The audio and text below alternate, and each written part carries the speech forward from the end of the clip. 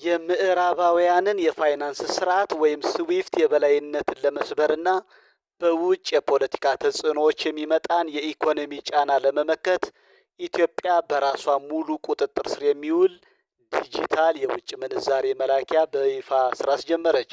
የአሜሪካ የጦር ኃይሎች ማዕከላዊ እዝ በሆርሙዝ አቅራቢያ አፓች የተሰኘች ወታደራዊ ሄሊኮፕተር ባህር ውስጥ በመከስከሷ ሁለቱ አብራሪዎች በባህር ላይ በሚንቀሳቀስ ሰው አልባ መርከብ ድሮን አማካኝነት ከሞት ተረፉ።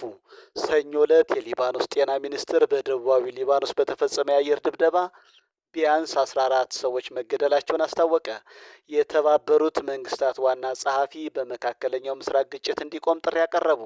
ዩክሬን ከህልውና አጣብቂኝ ወደ አሸናፊነት በምድር ላይ የሚዋጉ የዘመኑ ሮቦቶችን ከቼክ እየተቀበሉ አሁን የምናወራው ስለ ህልውናችን አይደለም፣ ስለ ህልውናችን የምናወራበት ጊዜ አልፏል። አሁን መናገር የምንችለው ስለ ድላችን ነው ሲሉ ዘለንስኪ ተናገሩ።